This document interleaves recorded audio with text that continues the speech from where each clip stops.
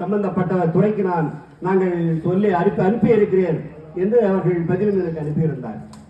இதை ஏன் நான் சொல்லுகிறேன் என்று சொன்னால், நம்முடைய பள்ளி ஏதாவது ஒரு விருது வழங்கினால் கூட அது எனக்கும் ஒரு பெருமை தான். முன்னாள் மாணவன் என்கின்ற போது எனக்கும் அது ஒரு பெருமை. ஆனால் அடுத்த ஆண்டு நம்முடைய தலைமை ஆசிரியரும் நம்முடைய ஆசிரியர் பெருமக்களும் எடுத்துக் கொள்ளுகின்ற அந்த முயற்சியின் அடிப்படையிலே அடுத்த ஆண்டு கண்டிப்பாக விருதுகள் நம்முடைய பள்ளிக்கு வரும். அந்த வரக்கூடிய அந்த பெறக்கூடிய பொறுப்பு நம்முடைய மாணவர்கள் 10ஆம் வகுப்பு 12ஆம் வகுப்பு படிக்கின்ற மாணவர்களாகிய உங்களுடைய கையிலே தான் இருக்கும். சுதந்திரம் என்று சுதந்திரத்தை வாங்கி ஆயிற்று. எல்லோரும் பேண்ட் போடுறோம், எல்லாம் சட்டை போடுறோம், எல்லாம் படிக்கிறோம், எல்லாம் வெளியில போறோம்.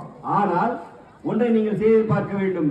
வெளியில போறோம், சுதந்திரம்னா இதை எப்படி காப்பது, எப்படி கட்டி காப்பது? இன்றைக்கு மாணவர்கள் மத்தியிலே, இளைஞர் மத்தியிலே போதைகள் அதிகமாக வந்து கொண்டிருக்கிறது. பாக்கு என்று அதிகமாக வந்திருக்கிறது. மாத்திரை வழியிலே வந்து கொண்டிருக்கிறது. சின்ன சின்ன லிக்விட் வழியிலே வந்து கொண்டிருக்கிறது. எது? இந்த போதை தரக்கூடிய பொருட்கள்.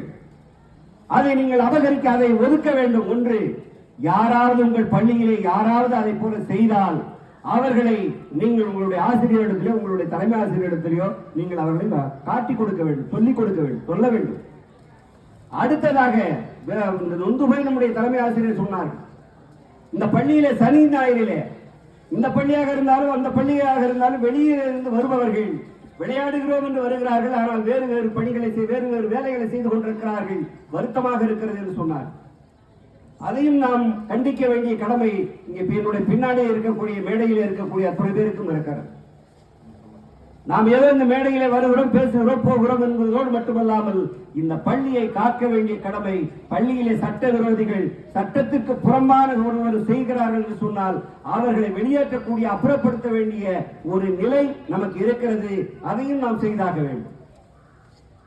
ஐயா அவர்கள் சிசிடி கேமரா கூட சொன்னார்கள், ஒரு கம்பெனியில சொல்லி நீங்கள் அதை வாங்கித்தர வேண்டும் என்று சொல்லி விரைவாக அதற்கான முயற்சியையும் எடுக்கிறோம். மேடையில கூட ஐயா பேசுகின்ற போது வேர்த்தது. இங்க ஒரு ஃபேன் போட்டா நல்லா இருக்குன்னு நான் சொல்லி இருந்தேன். நம்ம சதீஷ் வந்து அவர் பெரிய கொடையாளர், நிறைய எங்களுக்கு லைன் சங்கத்துக்கு பணியாற்றி உதவி கொண்டிருக்கிறார். அவர் வந்து நானே இந்த ஃபேனை போட்டு கொடுத்துறேன்னு இப்ப சொல்லிட்டாரு. எங்களுக்கு ரொம்ப மகிழ்ச்சி. அதற்காக அவருக்கு அந்த நேரத்தில் நன்றியை தெரிவித்துக் கொள்கிறேன். இப்படி நம்முடைய பள்ளிக்கு செய்வதற்கு நிறைய பேர் காத்திருக்கிறார்கள். அதை பெறுவதற்கும் நம்முடைய தலைமை ஆசிரியர் தயாராக இருக்கிறார்கள். அவர் யாரும் விடமாட்டார். ஏதாவது கொஞ்சம் கசிஞ்சா போதும் அவங்க உடனே பிடிச்சிருவார். எனவே அந்த அளவிற்கு ஒரு திறமையான தலைமை ஆசிரியர் எல்லாம் வாய்ப்புகள் பின்னால கிடைக்காது. தாமஸ் கிரே என்ற ஒரு அறிஞர் சொன்னார், எங்க சொன்னா, சமாதிகளுக்கு